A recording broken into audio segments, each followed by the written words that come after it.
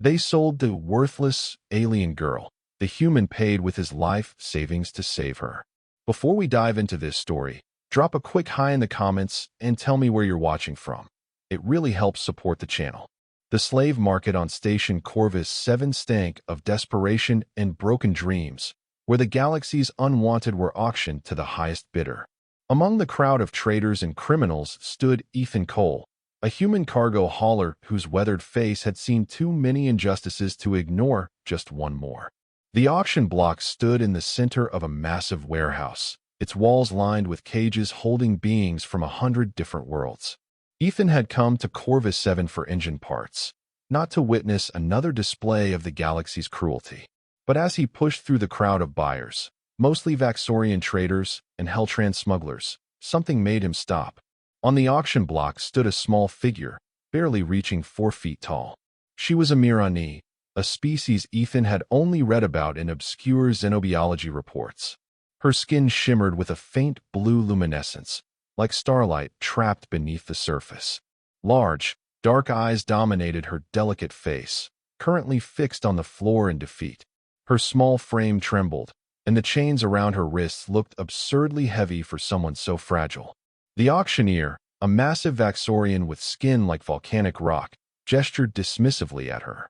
His voice boomed across the warehouse through translator implants everyone wore. "This one is defective merchandise," he announced with a cruel laugh.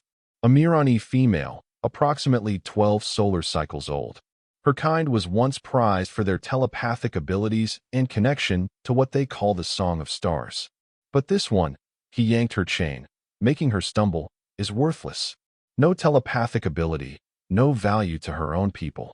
They abandoned her colony 3 cycles ago. Starting bid is 500 credits, just to cover my costs. The crowd murmured with disinterest. 500 credits was nothing in the galactic economy, barely enough for a decent meal on most civilized stations. But it was clear no one wanted to waste even that pittance on a broken alien child. 500, someone called out with a laugh. I could use a ship scrubber. The Mirani girl flinched at the comment, her luminescence dimming further. Ethan felt his jaw tighten. He had seen many terrible things in his 20 years hauling cargo across the outer territories.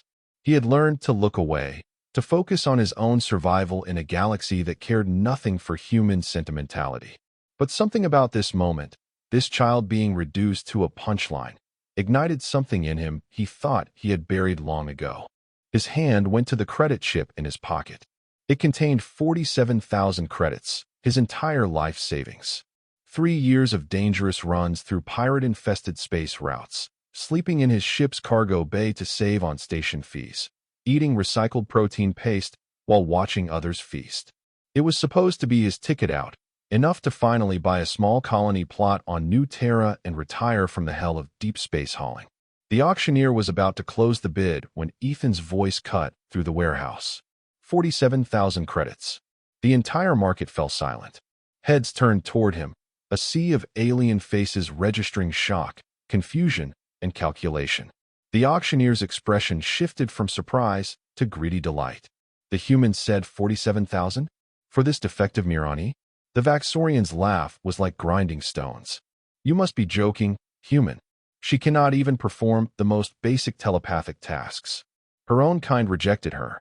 Ethan pushed through the crowd until he stood at the base of the auction block.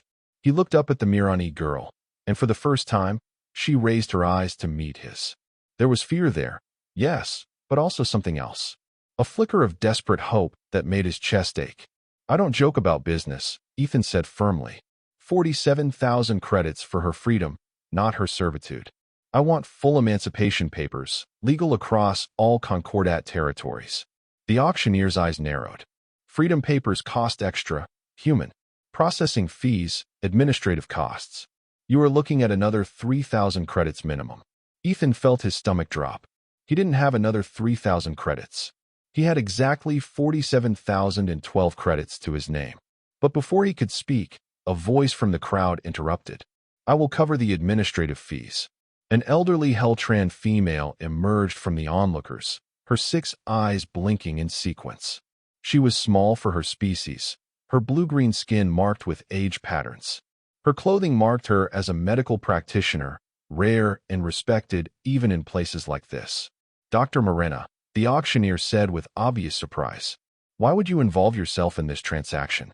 The Heltran woman approached Ethan, studying him with an intensity that made him uncomfortable.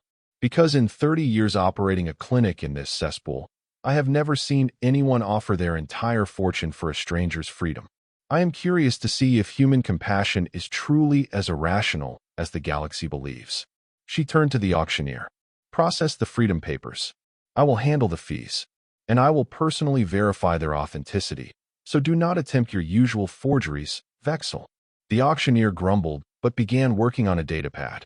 The crowd slowly dispersed, the entertainment over, though many cast backward glances at the human who had just bankrupted himself for a worthless alien child. 20 minutes later, Ethan held a data chip containing legal emancipation papers, verified and sealed. The Mirani girl stood beside him, no longer in chains, clutching the second copy of her freedom documents like they might disappear. Her luminescence had brightened slightly, casting a soft blue glow in the dim warehouse. Dr. Morena handed Ethan a small card. My clinic is in Sector 9, she said. Bring her by tomorrow. Mirani physiology requires specific nutritional supplements, and I suspect she has been malnourished. I will provide the first month's supply at no cost. Consider it my investment in this interesting experiment. Before Ethan could thank her, she was gone, disappearing into the crowded market. He looked down at the girl, suddenly very aware that he had no idea what to do next. His ship, the Wandering Star, was a small cargo hauler with barely enough room for himself, let alone a passenger. He had no money for food, no plan beyond the next few hours. The girl looked up at him and spoke for the first time, her voice like wind chimes. Why did you save me? I am defective. I cannot hear the song like my people. I cannot do anything useful. Her galactic common was accented but clear, each word carefully pronounced, as if she had practiced extensively to get them right. Ethan knelt down to her eye level. What's your name? She hesitated. Lyra. My birth designation was much longer, but Lyra is what my mother called me before the colony left.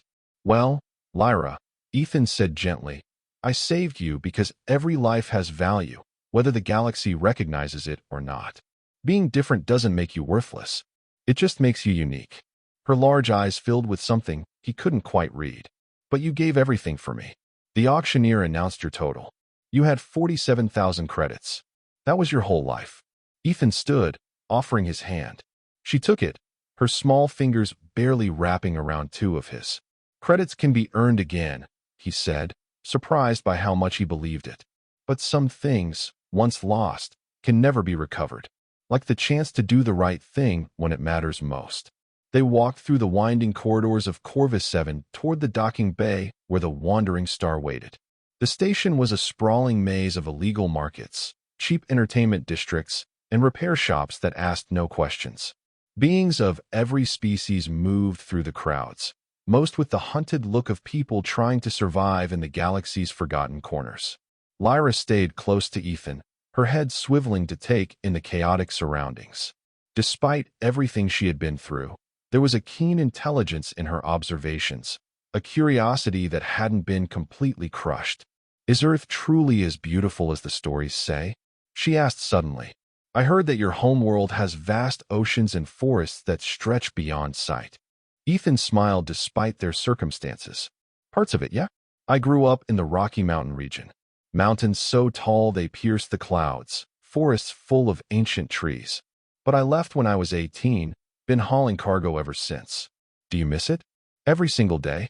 They reached the docking bay, where the Wandering Star sat in its assigned berth.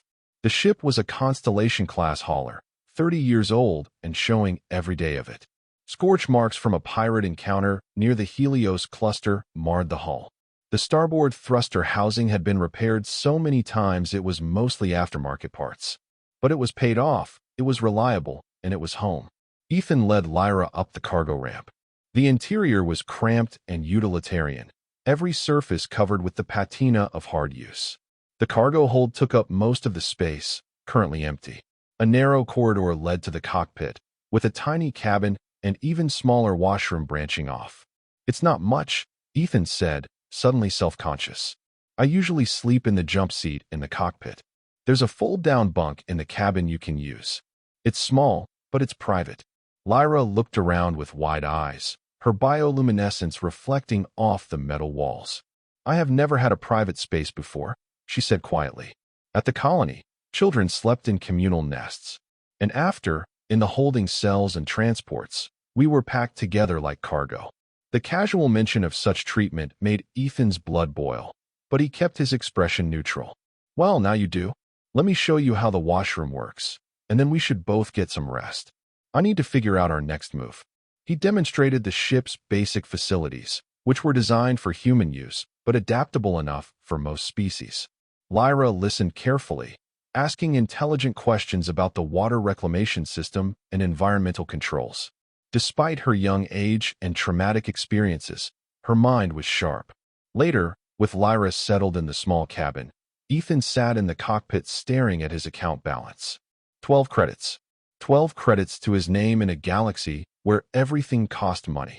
Fuel, food, docking fees, life support maintenance. The wandering star needed a new atmospheric scrubber, a repair he had been putting off but couldn't delay much longer. He pulled up his messages, scrolling through job postings. Most required upfront capital he didn't have, or were clearly fronts for illegal operations. A few legitimate hauling jobs were available, but the pay was terrible and the routes dangerous. A soft knock on the cockpit door made him turn. Lyra stood in the doorway, wrapped in an emergency blanket that dwarfed her small frame. I cannot sleep, she said. Everything is too quiet. I am not accustomed to silence. Ethan gestured to the co-pilot seat. Come sit. We can both stare at our problems together. She climbed into the seat, her feet dangling well above the floor. For several minutes, they sat in comfortable silence, watching the station's activity through the cockpit viewport. Ships came and went, their engines flaring in the darkness. You are wondering how you will survive, Lyra said. You gave everything for me, and now you have nothing. You are regretting your choice. Ethan looked at her in surprise. I thought you said you weren't telepathic. I am not, she replied. But I do not need telepathy to read body language and facial expressions. You keep checking your account balance and searching for jobs. Your shoulders are tense, and you have not smiled since we left the market. Ethan sighed. I'm not regretting saving you, Lyra. I'm just trying to figure out how we're going to eat next week. I could go back, she said quietly. You could sell my freedom papers. They are worth something to the right buyer. You would not get all your credits back, but enough to survive. The suggestion hit Ethan like a physical blow. Absolutely not. That's not happening, not ever. We'll figure something out. But I am worthless, Lyra insisted, her voice breaking. I cannot contribute anything. I cannot even hear the song that makes my people valuable. You saved something broken and useless. Ethan turned to face her fully. Listen to me very carefully, Lyra. You are not worthless. You are not broken. And anyone who told you otherwise was wrong. Yes, we have challenges ahead. Yes, I don't know exactly how we're going to manage. But we will figure it out together, because that's what people do when they care about each other. But you do not know me. You owe me nothing. Maybe that's exactly why I could help you, Ethan said. Because I didn't calculate the value or weigh the benefits. I just saw someone who needed help and knew I could provide it. That's not weakness, Lyra. That's humanity. She stared at him, her dark eyes reflecting the running lights of passing ships. What is humanity? Ethan leaned back in his seat, considering the question. It's hard to define. It's the choice to help even when it costs you. It's caring about strangers. It's believing that compassion and kindness matter, even when the whole galaxy seems designed to prove you wrong. The galaxy says humans are weak because of this, Lyra observed. The Vaxorians call you soft. The Heltrans consider your emotions a liability. Ethan smiled. Yeah, they do. And maybe they're right, in a way. Humans feel things deeply. We form attachments. We empathize. We care. In a galaxy that values strength and profit above all else, that probably does look like weakness. But you do not believe it is? I believe it's our greatest strength, Ethan said firmly. Because at the end of the day, when everything else falls apart, it's our connections with others that matter. It's the relationships we build, the people we help, the lives we touch. That's what makes existence meaningful. Lyra was quiet for a long moment. My people value the song above all else, she finally said. It is a telepathic connection that binds us together, a shared consciousness that allows perfect understanding. Those who cannot hear it are considered incomplete, failures of biology. I have spent my entire life being told I am less than nothing because I cannot participate in the song. Her bioluminescence flickered, dimming with emotion. When the colony decided to abandon the settlement, they left behind those they deemed unworthy. 15 of us, mostly children. They said we were a drain on resources, that we contributed nothing to the collective. We waited for 3 cycles for them to return. They never did. Ethan felt rage building in his chest, but he kept his voice gentle. What happened to the others? Lyra's glow dimmed further. The Vaxorian traders found us. They were efficient. They separated us by perceived value. The older ones who had some physical strength were sold as laborers. The younger ones like me were deemed worthless and sold to whoever would pay anything at all. I do not know what happened to most of them. I'm sorry, Ethan said, the words feeling inadequate. No one should go through that, especially not children. It is the way of the galaxy, Lyra said with a resignation that broke his heart. The strong survive, the weak are discarded. I learned this lesson well. Maybe it's time to learn a different lesson, Ethan suggested. That strength comes in many forms, and value isn't determined by what you can do for others, but by who you are as an individual. She looked at him with an expression he couldn't quite read. You truly believe this? I have to. Because if I didn't, I would have given up a long time ago. Humans aren't the strongest species in the galaxy. We're not the smartest, or the fastest, or the longest lived. But we're stubborn, Lyra. We refuse to accept that cruelty and indifference are the only options. We keep believing things can be better, even when all evidence suggests otherwise. Lyra's bioluminescence began to brighten again, just slightly. This is why you saved me. This is why I saved you. They sat in silence for a while longer, the tension in the cockpit easing. Finally, Lyra yawned, a delicate gesture that reminded Ethan just how young she was. Go get some sleep, he said gently. Tomorrow we'll visit Dr. Morena's clinic, get you checked out and properly fed. Then we'll figure out our next steps. Lyra slid down from the co-pilot's seat. Ethan, she said, hesitating at the door. Thank you. Not just for saving me, but for treating me like I matter. You do matter, Lyra. Don't ever forget that. After she left, Ethan returned to his job search with renewed determination. They needed work, and soon. The station's docking fees would drain his remaining credits within days. He finally found a promising lead, a research expedition that needed a ship for a 2-week survey mission in the nearby Tellarius Nebula. The pay was decent, 20,000 credits, enough to get them back on their feet. There was one problem. The posting required a crew of at least 2, pilot and systems operator. Ethan could handle both roles in a pinch, but the nebula's electromagnetic interference made it genuinely dangerous to operate alone. He needed a second person. He glanced toward the cabin where Lyra was sleeping. She was just a child, with no training or experience. But she was intelligent and quick to learn. And most importantly, she was the only crew member he could afford, which was to say, free. The ethics of bringing a traumatized child on a potentially dangerous mission bothered him. But leaving her alone on the station while he worked was worse. At least on the ship, he could protect her, teach her, give her a chance to develop skills that might serve her in the future. The next morning, Ethan woke to the smell of something burning. He bolted from the jump seat where he had been sleeping and rushed to the small galley. Lyra stood on a storage crate, trying to operate the food processor, which was sparking and smoking. What happened? Ethan asked, quickly shutting down the machine. Lyra looked mortified. I wanted to prepare morning nutrition for you. As thanks. But I do not understand this device, and I think I may have damaged it. Ethan examined the processor and couldn't help but laugh. The poor machine had been programmed for human food, and Lyra had tried to input commands for Mirani nutritional requirements, completely confusing its limited AI. It wasn't damaged, just very confused. It's okay, he said, resetting the system.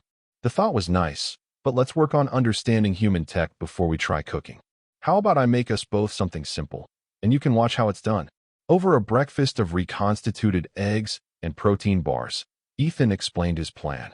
There's a job opportunity, he said. 2 weeks in the Tellarius Nebula, survey work for a xenobiology research team. It pays 20,000 credits. Lyra's eyes widened. That is significant. It is, Ethan agreed. But there's a catch. They require a two-person crew. The nebula's electromagnetic fields are too dangerous for solo operation. Understanding dawned on her face. You wish me to be the second crew member. I know it's a lot to ask, Ethan said carefully. You have no training, and there could be risks. But I promise to teach you everything you need to know, and I won't let anything happen to you. The alternative is leaving you on the station while I work, and I don't like that option at all. Lyra sat up straighter, her bioluminescence brightening with what Ethan was learning to recognize as determination. I will do it. I wish to be useful, to contribute. Teach me what I need to know. They spent the morning at Dr. Morena's clinic in Sector 9. The Heltran physician conducted a thorough examination of Lyra, clucking her multiple tongues in disapproval at what she found. Severe malnutrition, systemic stress markers, and signs of chronic sleep deprivation, Morena reported. She has been through significant trauma, both physical and psychological. But Mirani are resilient, especially the young ones. With proper nutrition and care, she should recover fully. She provided Ethan with a month's supply of Mirani supplements and detailed nutritional guidelines. As they were leaving, she pulled Ethan aside. You have taken on a significant responsibility, human. That child has been abandoned by her own kind and brutalized by strangers. She will require patience, understanding, and consistency to heal. I know, Ethan said. I'll do my best. Morena's 6 eyes studied him. See that you do. The galaxy has enough broken children. It does not need another. Over the next 3 days, Ethan transformed into an instructor. He taught Lyra the basics of ship operation, starting with the environmental systems and working up to navigation and communications. She proved to be an exceptional student, absorbing information with startling speed and asking questions that showed deep comprehension. The Wandering Star uses a Mackenzie drive for faster-than-light travel, Ethan explained, indicating the ship's engine schematic on a datapad. It creates a bubble of compressed space-time around the ship, allowing us to effectively travel faster than light without actually exceeding light speed. Lyra studied the diagram. This is the same technology the Mirani use in our colony ships, but we call it the fold drive. The principle is identical. Exactly. Most FTL technology in the galaxy is based on the same fundamental physics, just implemented differently. Now, what happens if the field generators become misaligned during a jump? Lyra thought for a moment.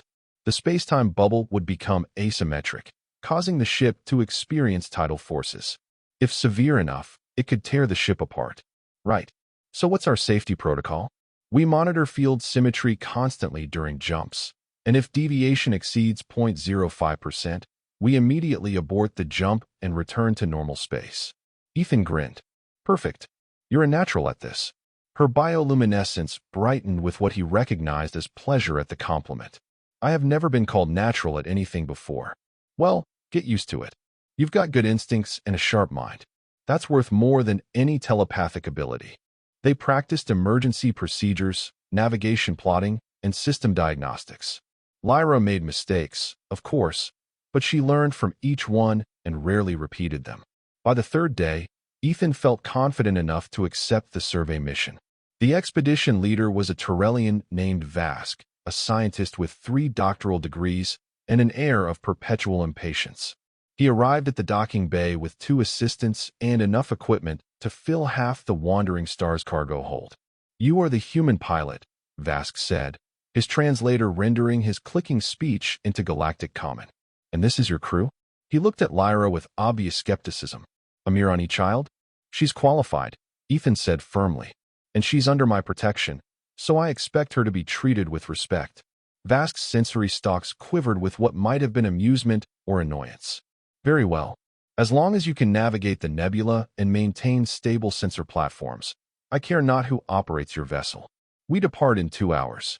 The journey to the Tellarius Nebula took 18 hours at standard cruise speed. Ethan used the time to continue Lyra's training, having her practice navigation corrections and system monitoring under real flight conditions. She handled the responsibility well, her confidence growing with each successful task. The Tyrellian scientists mostly kept to themselves in the cargo hold, running preliminary tests on their equipment. But occasionally, Vask would visit the cockpit to review their route and timeline. During one such visit, he observed Lyra running a diagnostic on the sensor array and made a thoughtful clicking sound. "The child has competence," he remarked to Ethan. "This is unexpected for a defective Mirani." "She's not defective," Ethan said sharply. "She's different. There's a distinction." Vask's stalks waved dismissively. "A semantic argument. Her kind value telepathic connection above all else.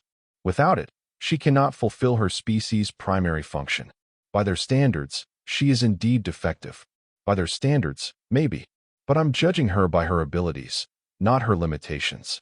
And by that measure, she's exceptional." Lyra, who had been pretending not to listen, glanced back at Ethan with an expression of gratitude. They reached the Tellarius Nebula just before the start of the mission window. The nebula was spectacular. Vast clouds of ionized gas and shades of purple and blue, shot through with veins of brilliant white where young stars were forming. But its beauty was dangerous. The electromagnetic interference was intense enough to scramble most sensor systems and disrupt communications. Ethan had prepared for this, equipping the wandering star with specialized shielding and adaptive sensor arrays. But the conditions still required constant attention and frequent adjustments. "Lyra, I need you to monitor the electromagnetic flux levels," Ethan said as they entered the nebula's outer regions. "If they spike above threshold gamma, we need to adjust our position immediately." "Understood," Lyra replied, her hands steady on the controls despite the tension in her voice. The survey work was tedious but demanding. The Tyrellian scientists wanted to study the nebula's composition at dozens of specific coordinates, each requiring precise positioning and stable sensor platforms. For 2 weeks, Ethan and Lyra worked in shifts, sleeping in staggered cycles to ensure constant monitoring. Lyra proved invaluable. Her attention to detail caught several developing problems before they became critical, and her quick thinking during a sudden magnetic storm saved them from a potentially catastrophic collision with a dense gas pocket. On the 8th day, while Ethan was sleeping and Lyra was on watch, something extraordinary happened. The ship's sensors detected an anomaly, a structure hidden deep within the nebula's densest regions. Lyra woke Ethan immediately. "There is something artificial in Grid Sector 12, she reported. "The sensors are having difficulty resolving it through the interference, but the geometric patterns are too regular to be natural." Ethan studied the readings, his pulse quickening. "You're right. Vask needs to see this." The Tyrellian scientist was thrilled by the discovery. "An ancient structure, possibly from the precursor civilization," he said, his stalks vibrating with excitement. "This is an extraordinary find. We must investigate immediately." Ethan was more cautious. "The interference in that region is severe. We'll be operating at the edge of our safety margins." But Vask was insistent, and technically, he was the client. Ethan plotted a careful approach, with Lyra monitoring every system for signs of stress. As they drew closer, the structure resolved on their sensors. It was a massive orbital platform, at least 3 kilometers across, its design unlike anything in the current galactic database. It appeared to be derelict, no power signatures or active systems, but its very existence was remarkable. The Tyrellians were desperate to get closer, to scan the structure in detail. Ethan positioned the wandering star at what he hoped was a safe distance while they deployed their specialized sensor packages. Then everything went wrong at once. A massive electromagnetic pulse erupted from the structure, far stronger than anything they had encountered. The wandering star's systems went haywire, alarms blaring from every console. The ship began to tumble, its attitude control offline. Ethan fought with the controls, trying to stabilize their spin. "Lyra, I need backup power to the maneuvering thrusters now." She was already moving, her small hands flying over the engineering console. "Working on it. The main relays are fried. I am rerouting through secondary systems." The ship continued to tumble, and they were drifting closer to the structure. If they made contact at this speed, the collision would tear them apart. Vask and his assistants were screaming in the cargo hold, their equipment breaking free of its restraints and crashing around. But Ethan couldn't worry about them now. He had to save the ship. "Lyra, status. Rerouting complete. Power in 5 seconds. Make it 3. Her hands moved faster than Ethan would have thought possible. "Power now." The maneuvering thrusters fired, arresting their spin. Ethan immediately angled them away from the structure, pushing the engines as hard as he dared. They pulled clear with less than 100 meters to spare. It took another hour to fully restore systems and calm the panicked scientists. Vask was apologetic, admitting that his eagerness had overridden his judgment. The data they had collected before the pulse, however, was extraordinary and would likely revolutionize understanding of precursor technology. When they finally left the nebula and returned to Corvus 7, Vask paid the agreed 20,000 credits plus an additional 10,000 as hazard compensation. He also provided a glowing recommendation for future work. More importantly, at least to Ethan, Lyra had proven herself. She had remained calm under extreme pressure, had made critical decisions in seconds, and had likely saved all their lives. "You were incredible in there," Ethan told her after the Tyrellians had departed. "The way you rerouted that power under pressure, I couldn't have done it faster myself." Lyra's bioluminescence pulsed with pride. "I have a good teacher, and I wanted to prove that I could contribute. That saving me was not a mistake." Ethan knelt down to her level. "Lyra, listen carefully. Saving you was never a mistake, and you don't have to prove anything to me. You're valuable because you exist, not because of what you can do. But I am incredibly proud of the skills you're developing and the person you're becoming." Her eyes glistened with emotion. "Among my people, worth is measured by contribution to the collective song. Individual value is a foreign concept. But you see me as an individual with inherent worth. This is still difficult for me to comprehend." "That's okay," Ethan said gently. "You don't have to comprehend it all at once. Just know that you matter to me, and that's not conditional on your abilities or usefulness." Over the following months, Ethan and Lyra fell into a rhythm. They took jobs that allowed her to continue learning and developing her skills. She proved to have a natural aptitude for systems engineering and navigation, often finding elegant solutions to complex problems. Word spread about the human pilot and his exceptional young crew member. They began receiving offers for more prestigious jobs, working with research institutions, and even some corporate clients. The pay improved steadily, allowing Ethan to not only rebuild his savings, but also invest in ship upgrades and proper living quarters for Lyra. She grew in confidence and capability, but also in happiness. Her bioluminescence, which had been dim and flickering when Ethan first saw her, now shone bright and steady. She laughed frequently, asked endless curious questions about everything, and showed a creativity in problem-solving that consistently surprised him. One evening, 6 months after Ethan had bought her freedom, they were orbiting a beautiful ringed planet while waiting for their next job to begin. Lyra sat in the co-pilot seat, which had been modified with extensions so she could reach all the controls comfortably. "Ethan," she said thoughtfully, "may I ask you something personal?" "Of course. Do you ever regret spending your life savings to save me? You could have retired to New Terra, lived comfortably. Instead, you are still hauling cargo across dangerous space." Ethan looked at the planet below, its rings glittering in the light of its star. "You want the honest answer?" "Always. Not for one single second," he said firmly. "Yes, I gave up my retirement plan. Yes, we've had some difficult moments. But Lyra, having you as part of my life has been worth more than any peaceful retirement could ever be. You've made me remember why I loved space in the first place, why exploration and discovery matter. You've reminded me that there's more to life than just surviving." He turned to face her. "Plus, you've become the best crew member I've ever had. You're smart, capable, and brave. You make every day an adventure. Why would I regret that?" Lyra's luminescence brightened, casting dancing shadows across the cockpit. "I have been thinking about my people," she said quietly. "About the song I cannot hear. For so long, I believed I was broken because I could not connect to the Mirani collective consciousness. But now I wonder if being individual, being separate, might be its own kind of gift." "How so?" She gestured at the viewport. "The song binds Mirani together, makes them think and feel as one. They have perfect understanding, but they also have perfect conformity. No one questions, no one explores ideas that fall outside the collective. Those of us who cannot hear the song, we are forced to think for ourselves, to find our own path.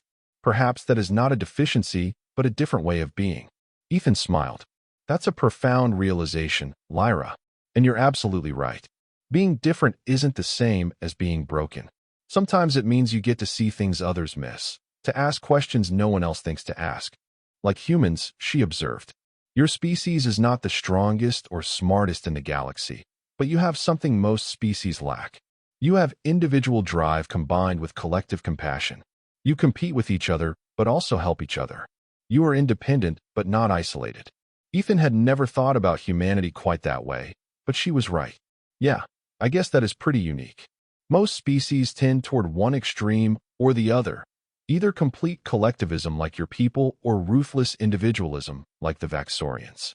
Humans find balance, Lyra said, and perhaps I am learning to do the same. I may not have the song, but I have found a different kind of connection. With you. The simple statement hit Ethan harder than he expected. Over the months, he had come to care deeply for Lyra, had begun to think of her as family rather than just a crew member. But hearing her express similar feelings made it real in a way it hadn't been before. You've got me too, kid, he said, his voice rough with emotion. For as long as you want. Their peaceful moment was interrupted by an incoming transmission. It was an unusual request, a Mirani colony ship seeking assistance. Their message was brief and formal, requesting help with a technical problem that was beyond their collective expertise. Ethan looked at Lyra. It's your people. Do you want to respond? She was quiet for a long moment, her bioluminescence flickering with conflicting emotions. Yes, she finally said, but I am uncertain how they will react to me. I'll be right there with you, Ethan assured her. And if they show you anything but respect, we're leaving immediately. They rendezvoused with the colony ship 3 hours later. It was a massive vessel, designed to transport thousands of Mirani in induced hibernation to new worlds. But according to their transmission, a critical failure in their navigation system had left them stranded between star systems. Ethan and Lyra boarded the colony ship, and the difference from the wandering star was stark. Everything was designed for collective living, with open spaces and interconnected chambers. The Mirani crew moved in synchronized patterns, their actions coordinated through the telepathic song. They were met by the ship's leader, an elderly Mirani named Duran whose bioluminescence pulsed with authority. His attention fixed immediately on Lyra, and his light dimmed in what Ethan had learned was an expression of distaste. You are one of the silent, Duran stated flatly. Why would you bring such a being here, human? Ethan felt anger rising but kept his voice level. This silent being is Lyra, my crew member and the finest systems engineer you're likely to meet. She's here because you requested technical assistance, and she's the best qualified to provide it. Theron's attention shifted to Ethan. You allow a defective to operate complex systems? This is foolish and dangerous. Before Ethan could respond, Lyra stepped forward. Her voice was steady, though her bioluminescence flickered. I am not defective, Elder Duran. I am different. And while I cannot hear your song, I have developed skills and knowledge that have value. If you wish our assistance, you will speak to me with respect. If you cannot do this, we will depart, and you may solve your navigation crisis alone. Ethan felt a surge of pride. Lyra had come so far from the terrified child on the auction block. Theron's bioluminescence pulsed with surprise and what might have been grudging respect. The silent do not typically speak with such confidence.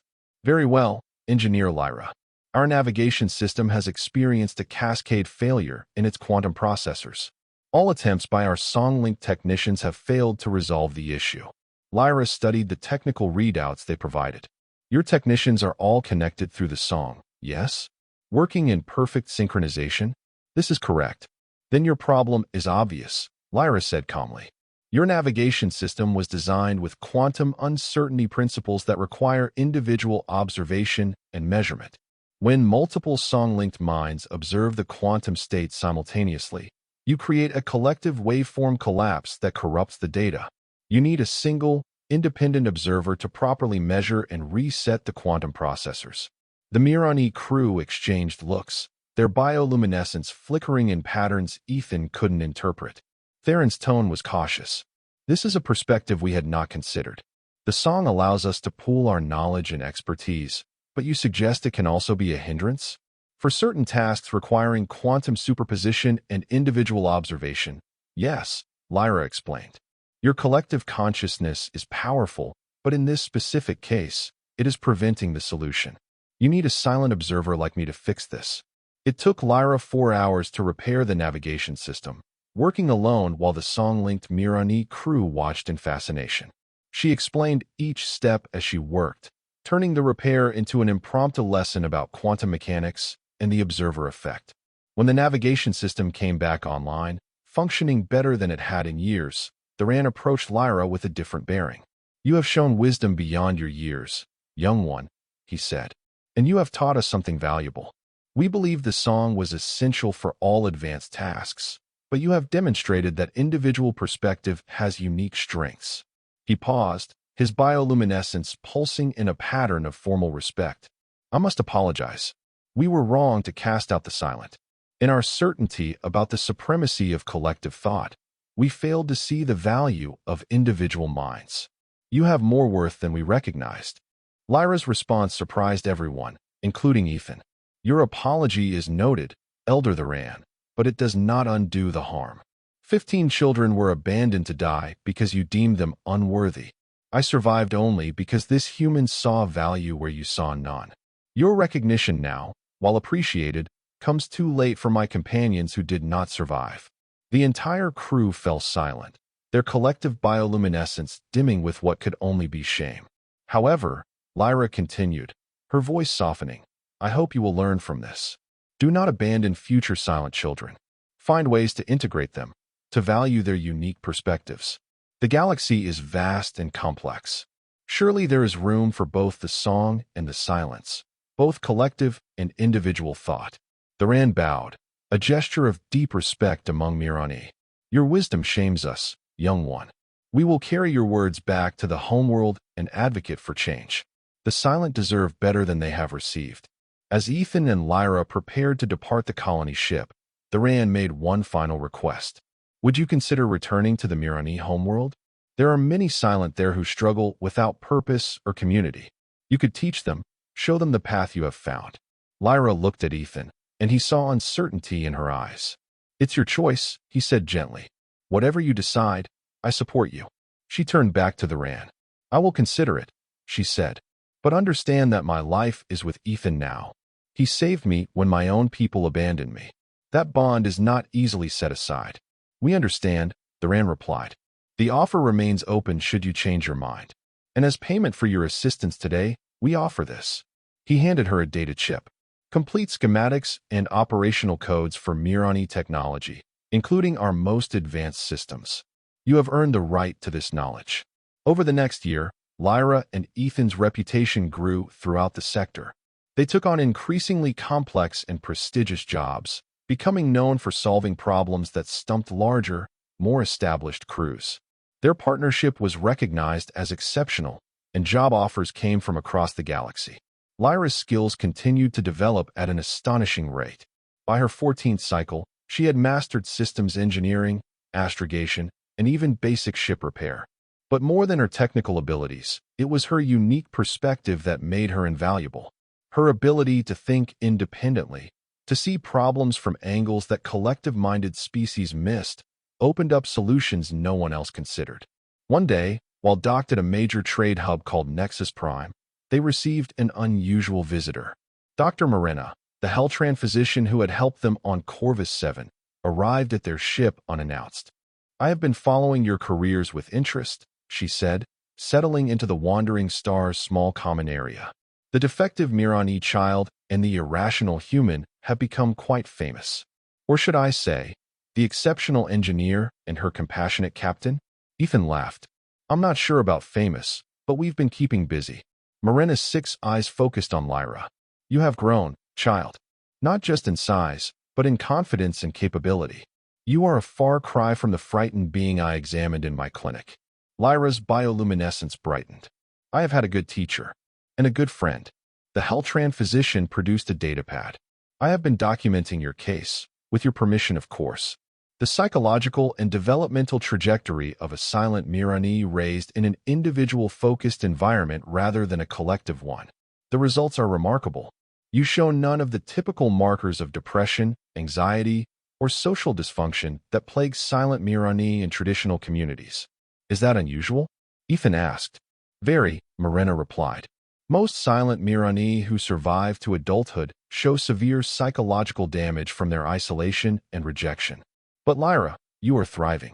I believe it is because you were given individual value and purpose from a young age, rather than being constantly measured against an impossible standard you could never meet. She turned to Ethan. When I paid those administrative fees on Corvus 7, I said I was curious to see if human compassion was as irrational as believed. I have my answer now. It is not irrational at all. It is perhaps the most rational response to a galaxy that too often values utility over inherent worth. Ethan felt uncomfortable with the praise. I just did what felt right. Precisely, Morenus said. You followed your moral instincts rather than cold calculation. And in doing so, you not only saved a life, but proved that alternative approaches to child development can succeed. Your bond with Lyra, your unwavering support despite your own financial hardship, has created a psychological foundation that allows her to flourish. She stood to leave, but paused at the airlock. The galaxy is changing, slowly. More species are beginning to question the old assumptions about value and worth. You too are part of that change, whether you intended to be or not. Continue as you have been. Your example matters. After she left, Lyra turned to Ethan. Did you know we were being observed for research? Ethan shook his head. No, but I'm not surprised. We are a pretty unusual case. Does it bother you that our relationship is being studied? Not really, Ethan said. If our story can help other silent Mirani, or any kids who are told they're not good enough, then that's a good thing. Besides, the science doesn't change what we have. That's real, regardless of how anyone else analyzes it. Lyra was quiet for a moment. Ethan, I have been offered a position at the Galactic Institute of Technology. Full scholarship to study advanced engineering. It is a tremendous opportunity. Ethan felt his heart sink, but he kept his expression neutral. That's amazing, Lyra. You absolutely should accept it. But it would mean leaving the Wandering Star. Leaving you. He sat down next to her. Lyra, I want you to listen to me very carefully. You have grown beyond needing me as a constant presence. You're capable, brilliant, and ready to explore opportunities that I can't provide on this ship. If the Institute is what you want, you should take it without guilt or hesitation. Her bioluminescence flickered with distress. But you saved me. You gave up everything for me. I owe you. You don't owe me anything, Ethan said firmly. I made a choice to help you because it was the right thing to do, not because I expected anything in return. Your obligation is not to me, but to yourself. To become whoever you want to be, to explore your full potential. That's what would make me happiest. But what if I want to stay? What if the Institute is an incredible opportunity, but this, you, the Wandering Star, this is where I belong? Ethan smiled. Then you stay, and we keep flying together. Lyra, the choice is entirely yours. There's no wrong answer here. You just need to decide what you truly want, not what you think you owe me or what others expect. She thought for a long time, her bioluminescence pulsing in complex patterns. Finally, she spoke. I want to stay, she said. Not because I owe you, and not because I fear independence, but because what we have built together is rare and valuable. We are a good team, Ethan. We balance each other. And there is more I wish to learn through experience than I could in any classroom. Are you sure? Ethan asked. This is a huge decision. I am sure, Lyra replied with conviction.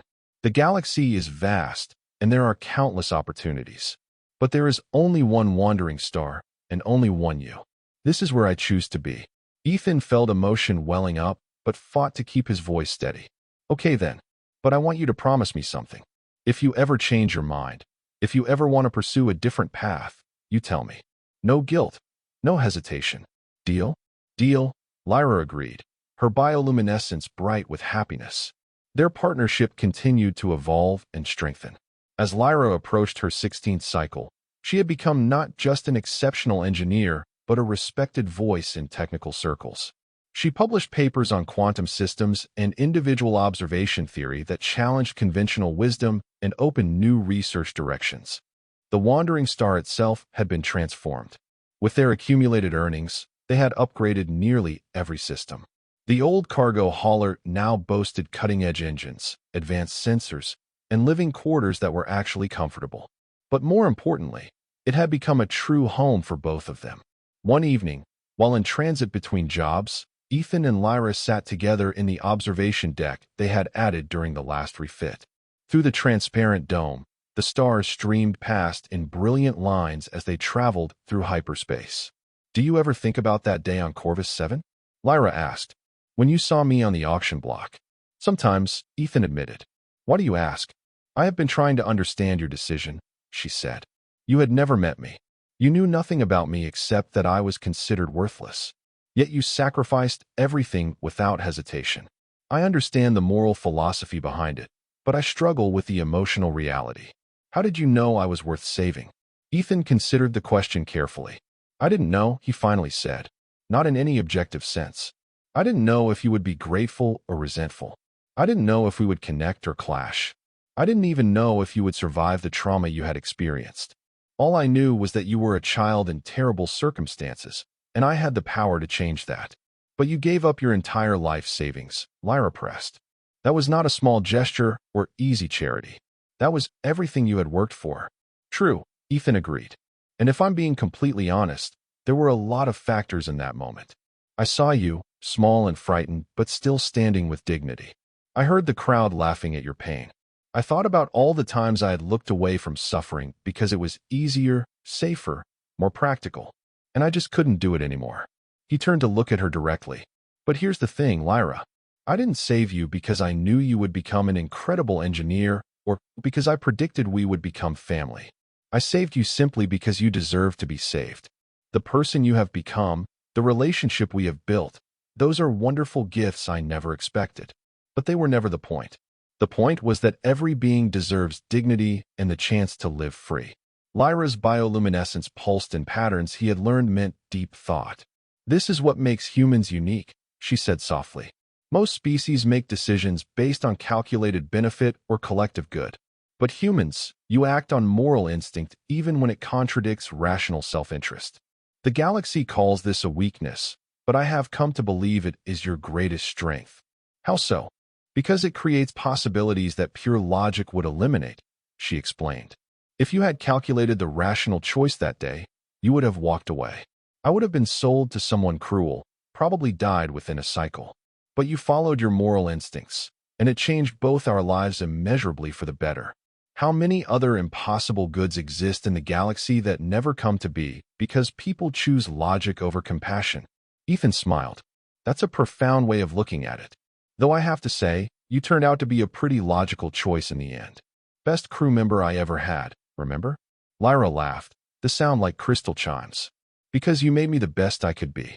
You gave me knowledge, opportunity, and most importantly, belief in my own worth. These are the tools that allowed me to flourish." Their peaceful moment was interrupted by an urgent transmission. It was from the Ran, the Mirani elder they had helped years before. His message was brief and distressing. "Lyra, we require your assistance urgently. A silent child, barely 8 cycles old, has been scheduled for abandonment. The Colony Council has deemed her too deficient to justify resources. We have argued against this action, but we lack the authority to prevent it. Please, if you can, help her as you were helped." Lyra looked at Ethan, her expression a mixture of determination and pain. "We have to go." "Already plotting the course," Ethan replied. They reached the Mirani colony world within 2 days, pushing the wandering star's engines to their limits.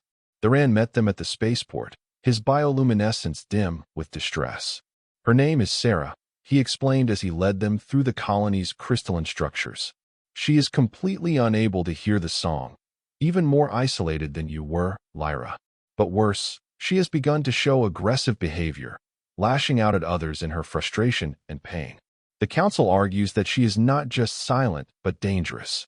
They found Sarah in an isolation chamber, a small room with transparent walls that allowed others to observe her, but prevented any interaction. She was tiny, even for a young Mirani, her bioluminescence almost completely dark. When she saw them approaching, she pressed herself against the far wall, her small face showing pure terror. Lyra knelt by the chamber wall. "Sarah, my name is Lyra. I am silent like you. I cannot hear the song either." The child's eyes widened. "You are like me? But you are grown. You survived." "I survived," Lyra confirmed. "And I have lived a good life, full of purpose and friendship. Being silent does not mean being broken or worthless, Sarah. It means being different, and different can be wonderful. They are going to abandon me, Sarah whispered. They say I am defective and violent. They say there is no place for me. Ethan stepped forward. Then we will make a place for you. If you want to come with us, we will take you. You will be safe, cared for, and valued. Sarah looked between them with desperate hope. Truly? You would take me even though I am bad. You're not bad, Lyra said firmly. You are scared and hurt and angry, which are completely understandable responses to terrible treatment. But those feelings do not define you. You get to decide who you become. The colony council was less than cooperative.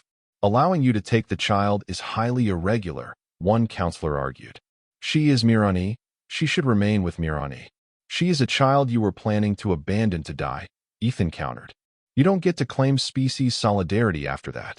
Either let us take her and give her a chance at life, or admit you care more about your principles than her well-being. The Ran intervened, his authority as an elder carrying weight. The human speaks truth. We have already failed this child. If they offer her sanctuary and care, we should be grateful, not obstructive. It took hours of negotiation, but eventually, they secured legal guardianship of Sarah. Lyra held the small child's hand as they walked back to the wandering star, speaking softly about the ship and the life that awaited her. That night, with Sarah asleep in a hastily prepared cabin, Ethan and Lyra talked in the cockpit. This is going to be complicated, Ethan said. Sarah has experienced significant trauma, probably more than you did. Her aggressive behavior is a symptom of that. We will need to be patient, to give her time and space to heal.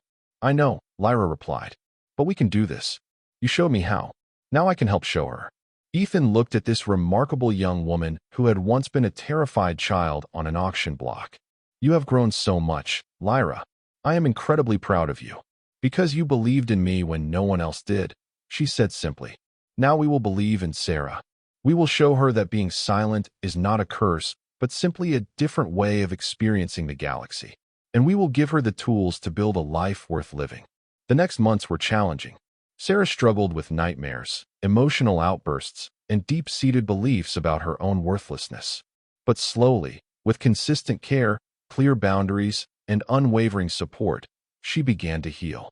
Lyra proved to be an excellent mentor, understanding Sarah's struggles in ways Ethan never could. Watching Lyra guide Sarah through her pain and confusion, Ethan was struck by how the cycle of compassion continued. He had saved Lyra, who was now saving Sarah. Each act of kindness rippled outward, creating possibilities that would never have existed otherwise. One evening, nearly a year after Sarah had joined them, Ethan found both girls in the observation deck. Lyra was teaching Sarah about stellar cartography, and Sarah was asking questions with the eager curiosity of a healthy, happy child. Her bioluminescence, once nearly dark, now glowed with steady brightness. Ethan, Sarah called out when she noticed him. Lyra is teaching me about neutron stars. Did you know they spin hundreds of times per second? That is so fast. It is pretty amazing, Ethan agreed, settling into a seat near them. Sarah looked at him with the earnest seriousness that children sometimes display. Lyra told me you saved her from slavery, that you gave all your money to set her free. Is that true? It is, Ethan confirmed. Why? Sarah asked. She says you did not know her, did not know if she would be useful or good. So why did you do it? Ethan smiled. Because she deserved to be free and safe, regardless of what she could offer me in return. Just like you deserve the same things. Sarah thought about this. Among the Mirani, value comes from contribution to the song. If you cannot contribute, you have no value. But you say we have value just by existing? Exactly, Ethan said. Your worth is inherent, not earned. You matter because you are a living, thinking, feeling being. What you choose to do with your life, how you choose to contribute, those are gifts you offer the galaxy, not debts you owe. The small child's bioluminescence brightened. I like this way of thinking. It makes me feel less heavy inside. Good, Lyra said, putting an arm around Sarah. Because you deserve to feel light and free. You deserve to be happy. As Ethan watched them together, he reflected on the unlikely family they had become. A human cargo hauler, a silent Mirani engineer, and a traumatized child. By all logical standards, they should never have come together. But through choices made from compassion rather than calculation, they had created something rare and precious. The galaxy continued to change around them. More silent Mirani were seeking alternative paths, inspired by Lyra's example. Other species were beginning to question their own assumptions about value and worth. The rigid hierarchies and cruel efficiencies that had dominated galactic culture for millennia were showing cracks. And in those cracks, something new was growing. A recognition that diversity, compassion, and individual worth were not weaknesses but strengths. That a galaxy rich in different perspectives, different ways of thinking and being, was stronger than one built on conformity and calculated utility. Ethan knew he had played only a small part in this shift. One decision on one day to help one child. But that single choice had created ripples that continued to spread. Lyra inspired others, who would inspire still more. Sarah would grow and find her own path, touching other lives in ways no one could predict. This was humanity's true gift to the galaxy, Ethan realized. Not superior technology or military might or economic power, but the simple, stubborn insistence that compassion mattered, that individuals had worth, that doing the right thing was more important than doing the profitable thing. 5 years after saving Lyra, 10 years after starting his cargo hauling career, Ethan stood on the bridge of the Wandering Star and looked at his crew. Lyra, now a young woman of 20 cycles, was one of the most respected engineers in the sector. Sarah, at 13 cycles, showed a remarkable talent for xenobiology and was already publishing observations that impressed established scientists. Together, they had built something that transcended simple business relationships or even friendship. They were a family, bound not by biology or species, but by choice and care. A transmission came in, another job offer. But this one was different. It was from the Galactic Council itself, requesting their assistance with a delicate first contact situation. A newly discovered species was showing signs of abandoning members of their population deemed defective. The council wanted Lyra and Sarah to serve as consultants, to share their experiences and advocate for alternative approaches. What do you think? Ethan asked. It is a significant responsibility. Lyra and Sarah exchanged glances, their bioluminescence pulsing in synchronized patterns that suggested they were communicating wordlessly, not through the song, but through years of close companionship. We should do it, Lyra said. If our story can help prevent other children from suffering as we did, we have an obligation to try. Sarah nodded enthusiastically. We can show them that being different is not the same as being less. That every being deserves a chance to find their own path. Ethan smiled at his remarkable crew. Then we accept. Plot a course for Council Central, Lyra. As the Wandering Star turned toward new adventures, Ethan thought about that day on Corvus 7 when he had bankrupted himself to save a frightened alien child. He had given up his retirement, his financial security, his carefully planned future. In return, he had gained a family, a purpose, and the knowledge that his choices mattered.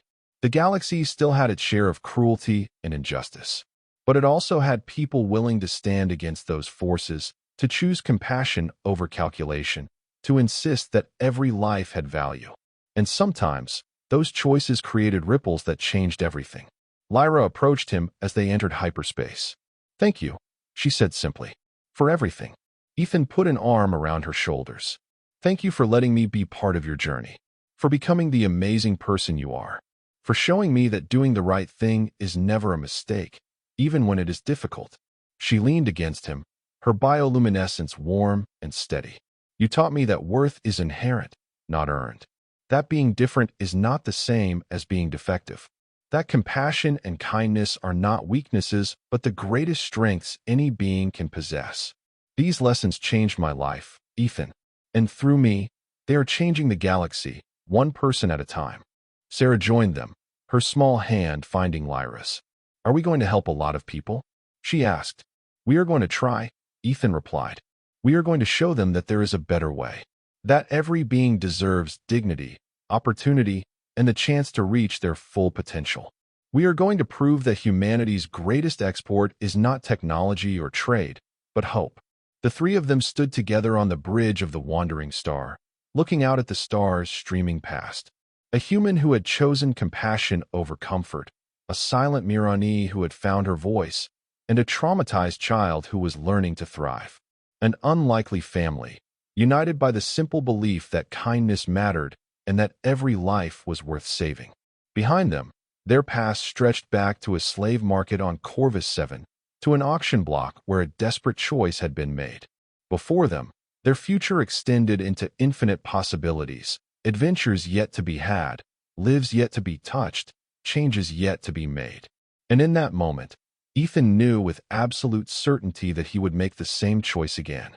Not because it was logical or profitable or easy, but because it was right. Because some things matter more than money or plans or personal comfort. Because in a galaxy that too often valued utility over inherent worth, someone needed to stand up and say that every being deserved a chance at happiness. That was what it meant to be human. To care when caring was difficult, to help when helping was costly, to believe in second chances and redemption and the power of compassion to change lives. It was not always the easy path, but it was always the right one. The wandering star carried them forward into the unknown, its crew ready to face whatever challenges awaited. They had been broken and discarded, saved and redeemed. Now they would pay that gift forward, offering hope to others who had been told they were worthless. Because in the end, that was the greatest lesson of all. That worth was not determined by ability or productivity or conformity to others' expectations. Worth was inherent, inalienable, and absolute. Every being mattered. Every life was precious. And sometimes, all it took was one person willing to believe that truth and act on it, to change everything. And that was the end of the story. If you listened all the way to here, don't forget to leave feedback about what you thought of the story in the comments, whether positive or negative. Your feedback helps us improve. Also leave your like and subscribe to the channel for more stories like this one. And I'll leave here on the screen another video that I'm sure you'll like. Big hug, and see you in the next story.